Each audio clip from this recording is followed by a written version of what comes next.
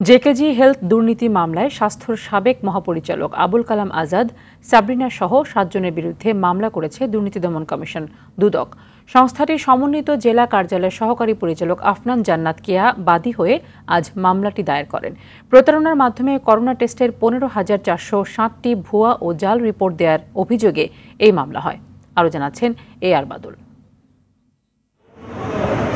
নিয়ম না থাকলেও বাড়ি বাড়ি গিয়ে টাকার বিনিময়ে করোনা স্যাম্পল সংগ্রহের পর ভুয়া করোনা রিপোর্ট প্রদানের মাধ্যমে প্রতারণার অভিযোগে মামলাটি হয়। আসামিরা হলেন আলোচিত জেকেজি হেলথ কেয়ারের চেয়ারম্যান ডাক্তার সাবরিনা চৌধুরী এবং স্বাস্থ্য অধিদপ্তরের সাবেক মহাপরিচালক আবুল কালাম আজাদ, জেকেজি হেলথ কেয়ারের ব্যবস্থাপনা পরিচালক আরিফুল চৌধুরী, অফিস স্টাফ সাইদ চৌধুরী, হুমায়ুন কবির ওরফে হিমু, তানজিনা পাটোয়ারি ও জেকেজি হেলথ কেয়ারের মালিক জেবুন্নেসা রিমা।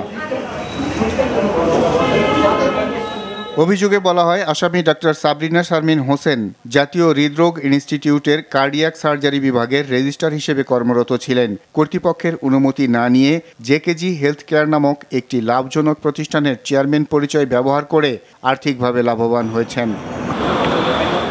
তিনি স্বাস্থ্য অধিদপ্তরের সাবেক মহাপরিচালক ও অন্যান্যদের যোগসাজশে স্বামী আরিফুল চৌধুরীর ওভাল গ্রুপের অনভিজ্ঞ, নিবন্ধনহীন, ট্রেড লাইসেন্সবিহীন নামসর্বস্ব প্রতিষ্ঠান জেকেজি হেলথ কেয়ারকে কোভিড-19-এর নমুনা সংগ্রহের জন্য অনুমতি পাইয়ে দিতে সহযোগিতা করেন। এতে কোটি টাকার উপরে হাতিয়ে নেয় চক্রটি। AR বাদল, RTV, ঢাকা।